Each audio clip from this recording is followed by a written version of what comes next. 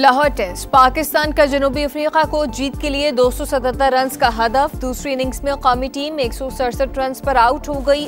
आखिरी 6 विकेटें 17 रन के इजाफे के दौरान गिरी। बाबर आजम 42, अब्दुल्ला शफीक 41 रन बनाकर नुमाया रहे।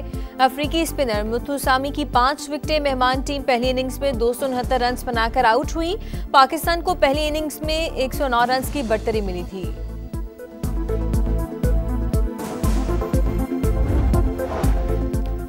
सुहेल आफरीदी से हलफ के लिए नुमाइंदा नामजद करने की दरखास्त पर फैसला महफूज कर लिया गया। पेशावर हाईकोर्ट कुछ देर में फैसला सुनाएगी। चीफ जस्टिस ने रिमार्क किए कि सिर्फ आर्टिकल 255 का मामला देख रहे हैं। माजी में हलफ पर मसाइल हो चुके। क्या गवर्नर के पास कोई खुसूसी तैयारा मौजूद नहीं?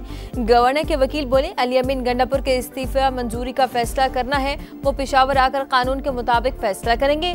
सूबाई हुकूमत के पास जहाज है, वो भिजवा दें, गवर्नर वापस आ जाएंगे।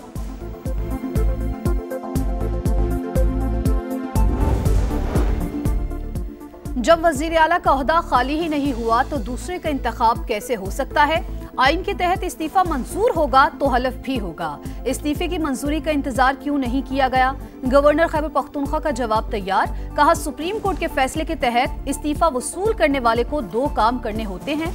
पहला, इस्तीफा असली है कि नहीं। दूसरा, इस्तीफा किसी दबाव के तहत तो नहीं दिया गया।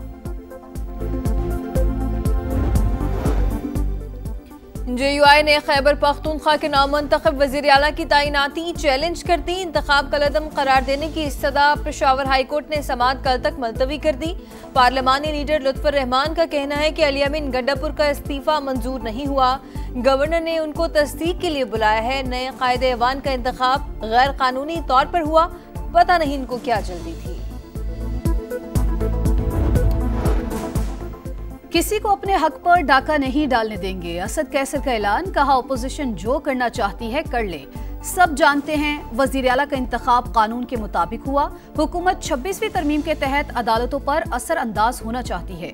जुनेद अकबर बोले, वोट की तरह अपनी हुकूमत का भी तहफ्फुज करेंगे। उम्मीद है 24 घंटों में वजीर आला हलफ उठाएंगे। PTI के लिए हुकूमतें कोई मानी नहीं रखती।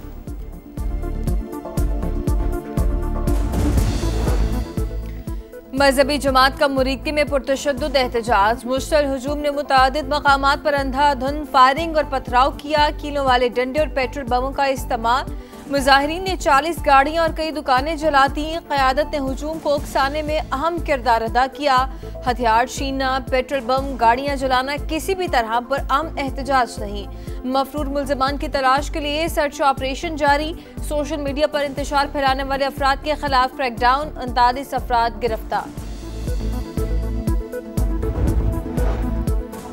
एक जानिब कहते हैं फुल कोर्ट बनाएं, दूसरी तरफ कहते हैं सिर्फ 16 जज केस सुने। पहले अपनी इस्तेदाद तो वाज़े करें। कुछ वकला ने तो ये भी कहा कि आर्टिकल 191 को साइड पर रखकर केस सुना जाए।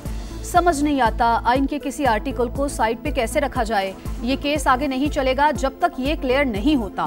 26वीं तरमीम के खिलाफ दरखास्त पर जस्टिस जमाल मंदोखेल के रिमार्क्स। जस्टिस आयशा मलिक बोली, अदालत फैसले मौजूद हैं, जो शिक चैलेंज हो उसे कैसे साइड पर रखा जाता है। ये सीधा सीधा अदलिया की आज़ादी का मामला है। अपील का हक देना है या नहीं, ये अब जुडिशल कमीशन के हाथ में है। समाअत कल तक मुलतवी।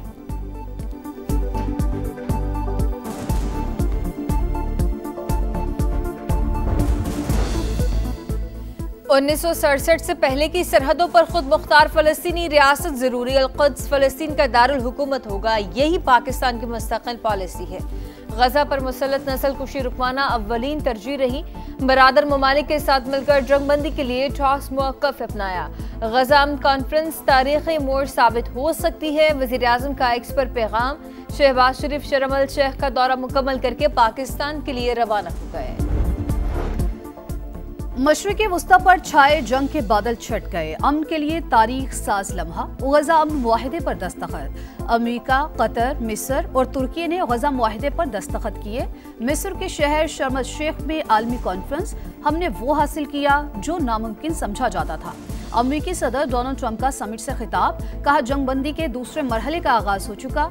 दस्तावेज कवायद ज़वाबित को वाज़े करेगी। गजा की तामीर नौ के लिए असलहे का खात्मा और सिक्योरिटी फोर्सेस की तैनाती इंतहाई अहम। समिट में पाकिस्तान, तुर्की, सऊदी अरब, बरतानिया, फ्रांस, जर्मनी समेत 20 से ज़ायद ममालिक के सरबराहान और नुमाइंदों ने शिरकत की।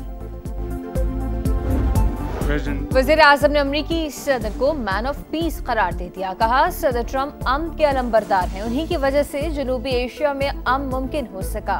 पाकिस्तान ने सदर ट्रंप को नोबेल इनाम के लिए नामजद किया था। अमन मुआहदे के जरिए मशरिक वस्ती में लाखों जिंदगियां बचाई गईं। शहबाज शरीफ खिताब करके डाइस से हटे तो सदर ट्रंप ने शुक्रिया अदा किया। बोले अपने बारे में आपके ख्यालात सुनकर दिल बाग बाग हो गया।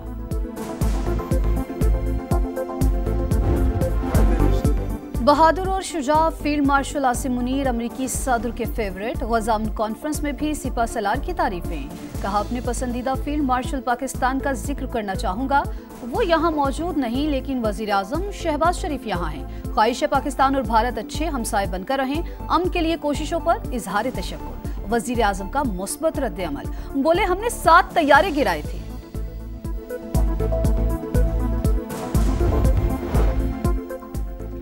फेक न्यूज का चैंपियन भारतीय मीडिया का पाकिस्तान के खिलाफ जहरीला प्रोपेगेंडा। पाक अफगान सरहद पर दोबारा झड़पों का झूठा दावा। पाकिस्तान और अफगानिस्तान के अवाम के दरमियान नफरत फैलाने की कोशिश। कई दिन से नफरत अंगेज बयानियां फैलाने में मसरूफ। मुसलसल 6 रोज की मंदी के बाद तेजी। पाकिस्तान स्टॉक मार्केट संभल गई। कारोबार के दौरान 6000 पॉइंट से जायद का इजाफा। 6 नफसियाती हदें बहाल। 100 इंडेक्स 1,64,000 से जायद पॉइंट्स पर ट्रेड।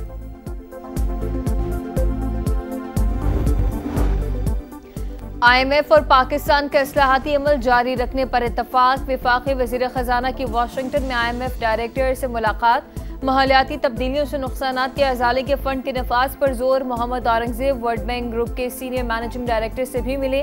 वज़ीर खजाना की अमरीकी महकमा खजाना के आला हुकाम से मुलाकात। पाकिस्तान के मजबूत मुआशी इशारियों पर ब्रीफिंग। अमरीकी हुकाम से तिजारती मुआहदा पाकिस्तान के लिए हम संगे मील करार।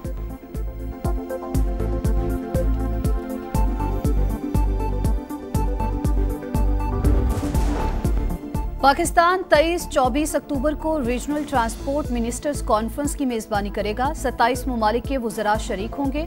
कॉन्फ्रेंस के ऑफिशियल लोगों की तकरीर। वफाकी वुज़रा अब्दुल अलीम खान, हनीफ अब्बासी, जुनेद अनवर की शिरकत। इजलास से खिताब करते हुए अब्दुल अलीम खान ने कहा फूल प्रूफ इंतजामात में कोई कसर उठा न रखी जाए।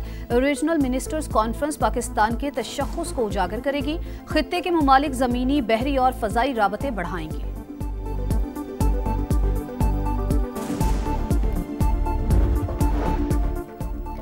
वज़ीर आला पंजाब की ज़ेर सदारत खुसूसी इजलास। मरीम नवाज का टमाटर और दीगर सब्जियों के नर्ख में इजाफे पर इजहार तशवीश। कीमतों में कमी और दस्तियाबी यकीनी बनाने के लिए फौरी इक़दाम की हिदायत कर दी। दुकानों पर नर्खनामे नुमाया तौर पर आवेज़ा कराने का हुक्म। लाहौर रेलवे स्टेशन के सामने पार्क में फवारा और बच्चों के लिए मिनी ट्रेन चलेगी। मरीम नवाज से मंजूरी दे दी।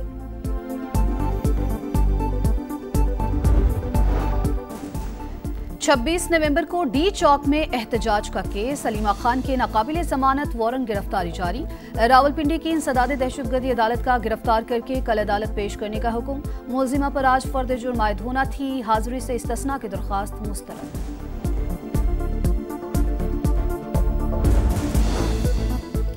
स्वात की तहसील मटा के इलाके में इंसदाद पोलियो टीम पर हमला। फायरिंग से ड्यूटी पर मामूर लेवीज एहलकार शहीद। अवामी खदमत करने वालों पर दहशतगर्द हमला नाकाबिले बर्दाश्त है। वज़ीर आज़म शहबाज शरीफ की मजम्मत। मुल्क भर में इंटरनेट सर्विस सुस्त रवि का शिकार। सार्फिन को मोबाइल डेटा पर सोशल मीडिया ऐप्स तक रसाई में मुश्किलात का सामना। तर्जुमान PTCL के मुताबिक समुद्री केबल में नस्ब रिपीटर की मुरम्मत का काम आज से शुरू। इंटरनेट सर्विस में सुस्त रवि या जुज़वी तातुल हो सकता है। मुरम्मती काम 18 घंटे तक जारी रहने का इम्कान।